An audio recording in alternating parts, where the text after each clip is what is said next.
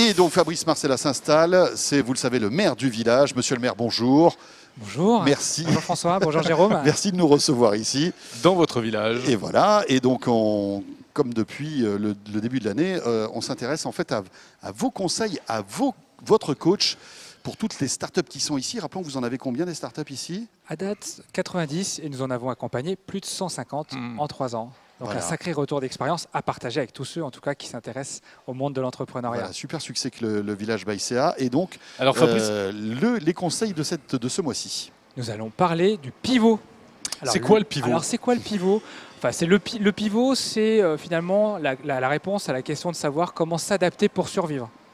C'est toutes les fois finalement où une start-up, quand on démarre sa start-up, c'est pas un long fleuve tranquille. Et rappelez-vous, la dernière fois lorsqu'on s'est vu, on s'était intéressé plutôt aux critères de succès d'une start-up. Il y en avait 5, j'espère que vous en souvenez, mais je vais les faire très bien, moi j'ai tout rapidement. noté. Très bien, Je me dans souviens très l'ordre, bien, c'était déjà d'être time to market, être là dans les temps, d'avoir une bonne équipe, une bonne idée, un business model cohérent et aussi un financement. Et bien là l'idée, c'est de se dire, finalement, quand je suis un entrepreneur, comment je fais pour pouvoir réussir à me développer. Et certaines fois, j'ai besoin de faire ce qu'on appelle un pivot. J'ai besoin de modifier peut-être mon produit. Un exemple, par exemple, de c'est-à-dire qu'on change de direction. On change de direction. Là, finalement, pour faire décoller sa startup, c'est pas une simple affaire. Si on prend l'exemple de Criteo, que vous connaissez sûrement, je crois. Start-up française, start-up licorne française, aux États-Unis. Magnifique Start-up succès. française, elle date de 2005. Elle avait sorti quoi, cette start-up française? Elle avait sorti un algorithme extraordinaire qui permettait de faire quoi? Qui permettait de faire de la recommandation quant à des DVD ou des films à la demande. 2005, c'était pas le moment en tout cas où le marché prenait autour du vidéo à la demande. Pourtant, ils avaient développé un super produit, une super compétence. Qu'ont-ils fait? En 2008, ils ont pivoté. Ça veut dire quoi? Ça veut dire qu'ils ont pris leur savoir-faire et ils ont développé cette fois-ci un algorithme qui allait permettre de faire quoi? Du retargeting publicitaire. Alors c'est quoi le retargeting publicitaire? C'est toutes les fois où finalement vous allez vous balader sur Internet et qu'on vous propose une publicité qui est personnalisée. Grâce aux cookies.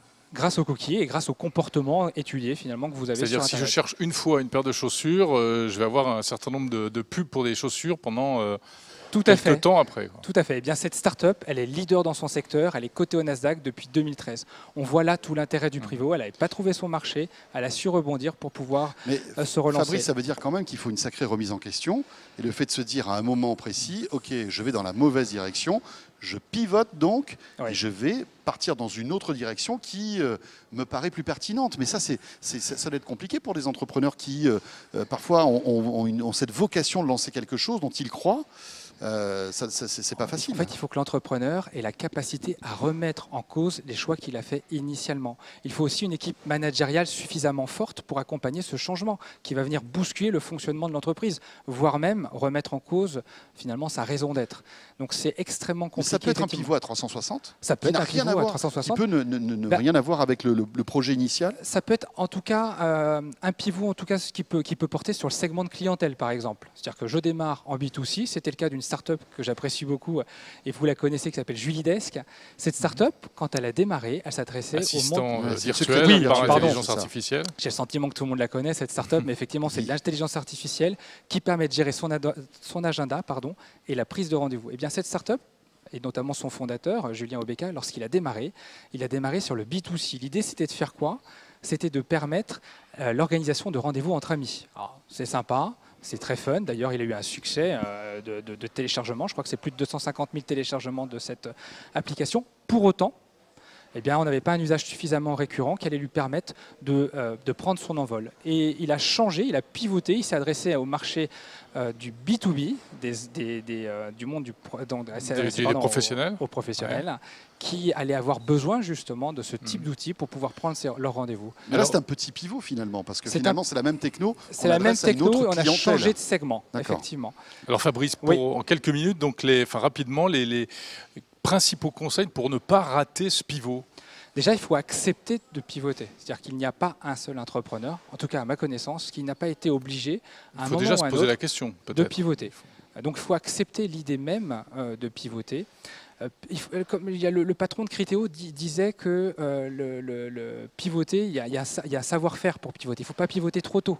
Pourquoi pas pivoter trop tôt? C'est qu'il faut aussi laisser la chance à l'idée initiale. Bien sûr. Mais il ne faut pas pivoter trop tard non plus. au risque d'aller dans le mur. Donc il y a un art à connaître pour C'est le pouvoir fameux, pivoter. on rejoint le time to market Et voilà, que, en fait, que vous avez évoqué le mois dernier aussi. alors effectivement, le pivot, finalement, on va pouvoir pivoter en fonction du time to market. Si je suis arrivé trop tôt, c'était le cas de Criteo, c'est peut-être le bon moment aussi pour pivoter. L'équipe, est-ce qu'on pivote? parce qu'il faut de la souplesse, il ne faut pas être trop gros. Il faut pouvoir effectivement faire accepter à cette équipe cette idée de pivot. Souvent, dans ce type d'équipe, on voit des compétences disparaître, ou en tout cas partir, n'acceptant pas ce changement. Bon, Voilà pour le pivot. Et vous avez pivoté combien de fois déjà? Oh là là. Oui, nous on n'arrête pas. Non, mais On cherche un nouveau pivot. Mais c'est intéressant, c'est toujours, en fait, c'est le fait de se toujours poser la question de savoir comment on va évoluer. Mais est-ce que moi je me posais la question, est-ce que le pivot vient forcément d'un constat d'échec en fait? Non, en tout cas, ça vient d'une bonne connaissance du marché. En fait, quand on pivote, c'est pour mieux coller aux attentes du marché. C'est ça qui est important à retenir. Et c'est important donc. S'il n'y a pas de marché, il n'y a pas de business. Et tout à fait. Voilà. Tout à fait. C'est exactement ça. Fabrice, merci beaucoup pour tous ces conseils. Vous êtes le coach de Village Startup sur 01net TV. Voilà. On se retrouve très vite. À bientôt. À bientôt. À bientôt, Fabrice.